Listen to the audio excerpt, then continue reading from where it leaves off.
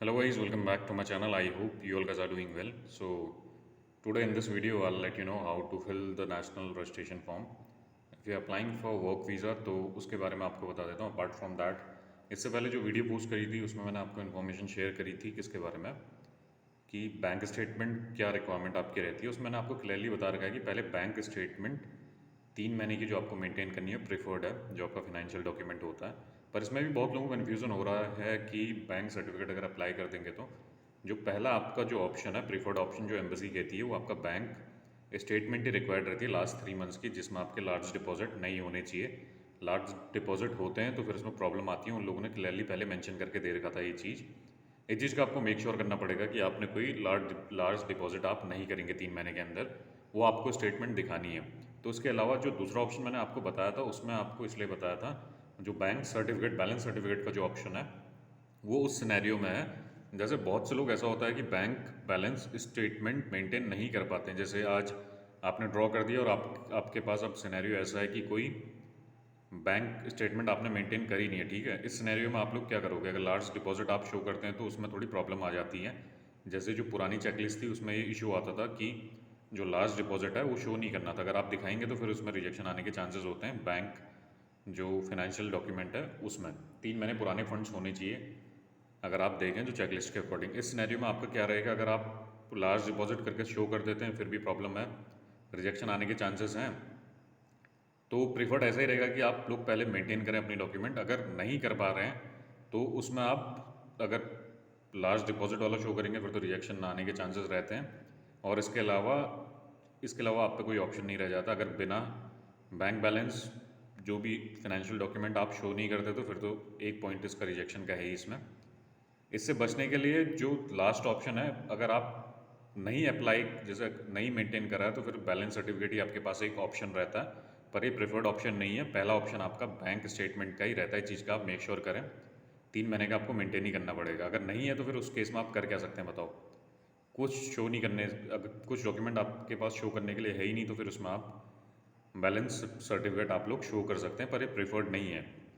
अब एम्बेसी पे डिपेंड करता है. कभी कभी ऐसा करते हैं वो लोग बैलेंस सर्टिफिकेट में रिजेक्शन नहीं भी देते हैं और कभी कभी रिजेक्शन आ भी सकता है. तो प्रिफर्ड आपका बैंक स्टेटमेंट ही रहता है, जैसे मैंने पुरानी वीडियो में आपको क्लैरिफाई करा है. अगर नहीं है तो फिर आप करोगे क्या बताओ? बैंक बैलेंस सर्टिफिकेट ही शो करोगे.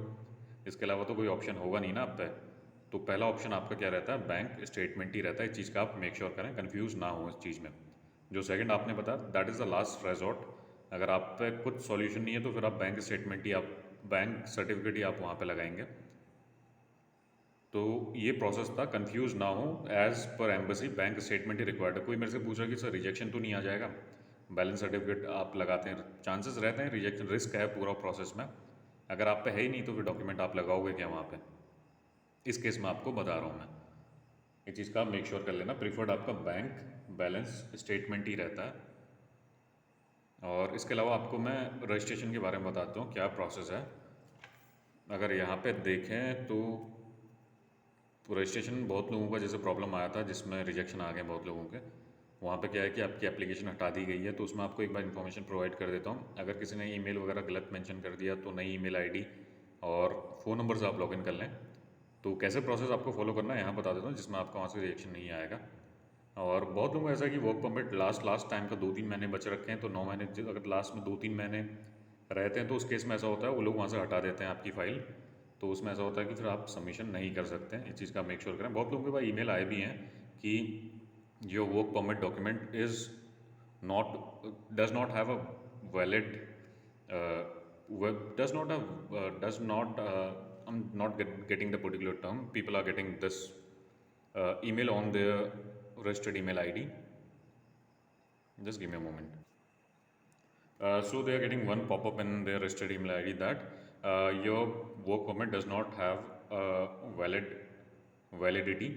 तो उस केस में ऐसा हो रहा है कि अगर आपका वर्क परमिट एक्सपायरी होने वाला, लास्ट के 3 महीने बचे हैं तो फिर वो लोग वहाँ से हटा दे रहे हैं. तो इसका कोई रिजोल्यूशन है नहीं, इसमें आप कुछ नहीं कर सकते हैं. फिर आपका अप्लाई नहीं हो पाएगा. इसके अलावा जो दूसरी चीज़ आपको बता रहा हूँ कैसे आपको रजिस्ट्रेशन करना है, the person who are facing this sort of issue उनके लिए आपको बता रहा हूँ मैं. सबसे पहले आपको यहाँ पर सरनेम मेंशन करना है, जो भी आपका फैमिली नेम है, जो आपकी कास्ट है आपको मेंशन करनी है. Apart from that first name में आप फर्स्ट नेम और मिडिल नेम मेंशन करते हैं। जैसे for an example XYZ Singh आपका नेम है, तो आपको यहाँ पे XYZ सिंह मेंशन करना है। इसके अलावा ईमेल आईडी, आपको जो भी आपकी ईमेल आईडी आप यूज़ करना चाहते हैं कर सकते हैं। इसके अलावा जो फ़ोन नंबर आपको यूज़ करना पड़ेगा, जो भी आपका फ़ोन नंबर का एरिया कोड है, इंडिया के अंदर देखें तो 91 आपका एरिया कोड रहता है, वो आपको पुट इन करना पड़ेगा। इसके नीचे आपका फ़ोन नंबर है, फ़ोन नंबर आप अपना मेंशन करेंगे। इसके बाद इंटेंट टू ट्रैवल डेट है, इसको आप कोई भी 2-3 महीने बाद की एक कोई भी आप डेट ले सकते हैं। अगर यहाँ पर रजिस्ट्रेशन का देखें तो दिसंबर, अभी नवंबर का ले लें या दिसंबर का, जो भी आपका मन करे। और अगर यहाँ पे देखते हैं तो आपको वर्क परमिट के बेसिस पे भी लेनी पड़ती है, कब से आपका वर्क परमिट इशू हुआ है और कब तक है। अगर 3 साल का वैलिड है तो इसमें आप ऐसा कर सकते हैं कि जो इंटेंटेड डेट है, अभी जैसे चल रहा है आपका अक्टूबर चल रहा है, ठीक है, आप इसमें मेंशन कर दो नवंबर लास्ट का है, दिसंबर स्टार्टिंग का मेंशन कर दो, और वही डेट यहाँ पे अगले 1 साल तक का आपकी वैलिड होगी। जैसे आप 3 नवंबर, जैसे आपको एग्जांपल दे रहा हूँ, आप ले रहे हैं 23 नवंबर 2023, तो आपका यहाँ पे 1 साल बाद 22 नवंबर 2024 आपको मेंशन करना पड़ेगा यहाँ पे। इसके अलावा जो आपका पासपोर्ट डिटेल है, ट्रैवल डॉक्यूमेंट होता है, जैसे आपका नंबर ऑफ ट्रैवल डॉक्यूमेंट, आपका जो पासपोर्ट है उसका नंबर आपको मेंशन करना पड़ेगा। आपको जो भी ट्रैवल डॉक्यूमेंट, आपका पासपोर्ट ही होता है, पासपोर्ट का एक यूनिक नंबर होता है, वो आपको यहाँ पे मेंशन करना है। इसके अलावा जो पासपोर्ट टाइप है, जो लोग भी वर्क परमिट के लिए अप्लाई कर रहे हैं तो मोस्ट ऑफ द पीपल का ऑर्डिनरी पासपोर्ट होगा, वो आपको मेंशन करना है, ठीक है। और डिप्लोमेटिक अलग अलग टाइप होता है, पर आई थिंक जिसका भी जो वैलिड आपका पासपोर्ट है मेंशन करें, मेरा ऑर्डिनरी है, और जो भी लोग अप्लाई कर रहे हैं तो ऑर्डिनरी होता है बहुत से लोगों का, तो आपको ऑर्डिनरी पासपोर्ट में क्लिक करना है। इसके अलावा जो भी आपका टाइप है पासपोर्ट का, आप क्लिक कर दें इसमें। इसके अलावा जो नीचे इन्फॉर्मेशन इन लोगों ने प्रोवाइड करी है उसके बारे में आपको इन्फॉर्मेशन प्रोवाइड कर देता हूँ। जैसे इन लोगों ने यहाँ पे पूरा प्रोवाइड किया इंस्ट्रक्शन का PDF आपका ओपन हो जाता है। PDF जैसे ही ओपन होता है तो इसमें आप यहाँ से इन्फॉर्मेशन चेक कर सकते हैं। जो सबसे पहले आपका इन्फॉर्मेशन देखें तो अपना वर्क परमिट टाइप देख लें, ठीक है। जेजुलिनी करके एक टाइप है, तो आप उसको यहाँ पे मेंशन कर दें। यहाँ देखें, इसको जूम इन कर रहा हूँ, देखें यहाँ पे इन लोगों ने मेंशन कर रखा है जो भी आपका वर्क परमिट टाइप है, आपका जेजुलिनिया करके वर्क परमिट टाइप है। तो इस जो वर्ड है, स्प्रोई करके एक जो वर्ड है, इसके बाद जेजुलिनिया वाले को आपको क्लिक करना है। आप यहाँ से चेक कर लें जो भी आपका वर्क परमिट टाइप है, वर्क परमिट टाइप आप यहाँ से क्लिक करते हैं तो फिर आपका प्रोसेस आगे हो जाता है। इसको थोड़ा और जूम इन कर देता हूँ। यहाँ पे देख लें जो भी आपका वर्क परमिट टाइप है उसको आप यहाँ से चेक कर लें, यहाँ पे आपके वर्क परमिट में मेंशन किया होगा। वर्क परमिट ओपन करें, यहाँ पे देख लें जो भी आपका टाइप होगा वो आप यहाँ पर आपको सिलेक्ट करना पड़ेगा। इसके बाद जो नेक्स्ट थिंग है, आपका जो वर्क परमिट का नंबर है वो मेंशन करना पड़ेगा आपको। जैसे 462 और 2021 है, एक नंबर आपके उसमें भी होगा, वो आपको जो इसका सेकंड ऑप्शन है उसमें मेंशन करना है। Document number entitling you to work में वो मेंशन करना है। इसके नीचे जो डेट है, डेट आपको मेंशन करनी है, कब से कब तक आपका वैलिड है। 25/1/2021 है। यहाँ से आप अगर देखें जब से आपका वैलिड है वो आपको मेंशन करना। डेट ऑफ इशू, कब आपका इशू हुआ था, ऊपर भी आपका मेंशन किया होगा। अगर आप सबसे पहले नंबर पर देखें तो यहाँ पे इन लोगों ने मेंशन किया इशू कब हो रखा है आपको, आपके वर्क परमिट में भी होगा। जो रेड लाइन पे देखो 5/1/2021 को ये वाला वर्क परमिट इशू हुआ है, तो यहाँ पे हम लोगों ने मेंशन कर दिया 5/1/2021। और इसके अलावा इशू डेट हमने मेंशन कर दी 5/1/2021। और एक्सपायर कब हो रहा है, एक्सपायर की डेट यहाँ पे देखें कब तक आपका जो वर्क परमिट के लास्ट में इन लोगों ने मेंशन किया होगा। वर्क परमिट के लास्ट में देखें तो यहाँ पे इन्होंने डिटेल मेंशन करी है 24/1/2022 को, 24/1/2022 तक का वैलिड है, तो वैलिड आप यहाँ पे मेंशन कर सकते हैं। इसके नीचे देखो एक कोड है जो इशूड बाय अथॉरिटी है, सबके अलग अलग प्रोविंस हैं जहाँ से आपका वर्क परमिट इशू हुआ है, उसमें आपको मेंशन करना है। यहाँ एक कोड होगा वर्क परमिट के, देखो टॉप एंड साइड पे जहाँ मैं कर्सर है, इसमें 14UWO है, तो यहाँ पर ड्रॉप डाउन विंडो में वही कोड आपको सेलेक्ट करना है, यहाँ से आपका सेलेक्ट हो जाएगा। इसके बाद जैसे ही आप इन्फॉर्मेशन अपनी फिल कर देते हैं यहाँ पे, देन आप यहाँ पे क्लिक करते हैं चेक बॉक्स में।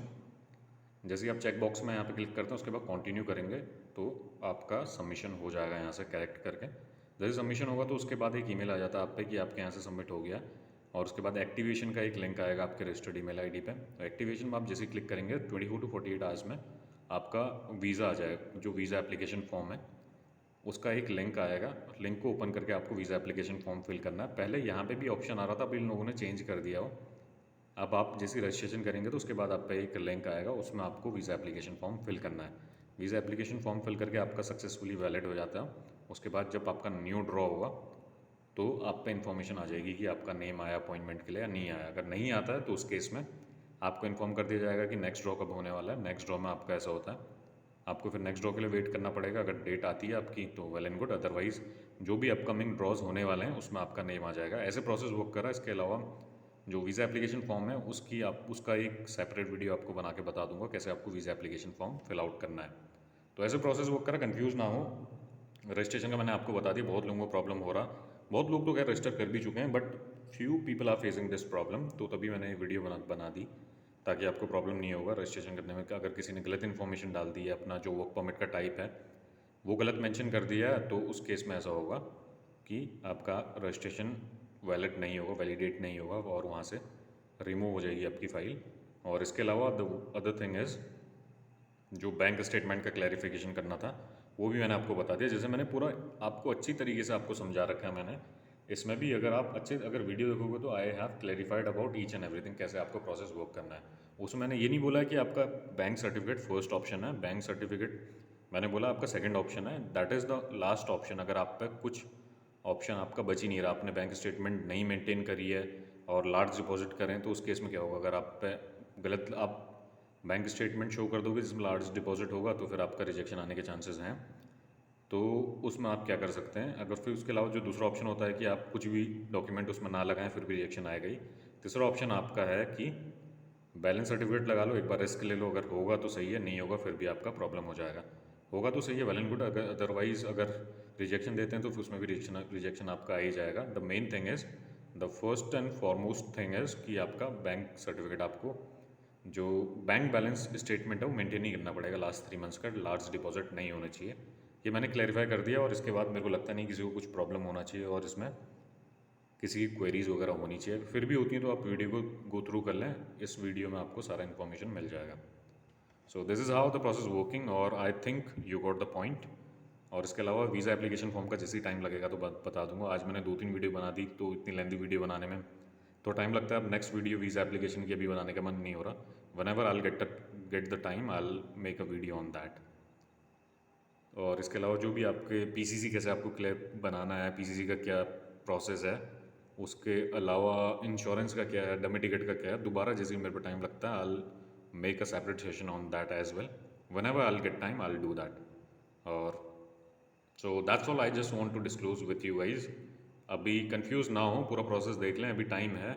और बैलेंस सर्टिफिकेट अगर आपने बैंक स्टेटमेंट पुराना मेंटेन करा है तो वेल एंड गुड है, और अभी से भी मेंटेन कर दो, क्या पता 3 महीने बाद आपका नंबर आए और पहले आ जाएगा तो फिर आप पे कोई ऑप्शन रहेगा नहीं। देन बैलेंस सर्टिफिकेट लगा के एक बार आप रिस्क ले सकते हैं।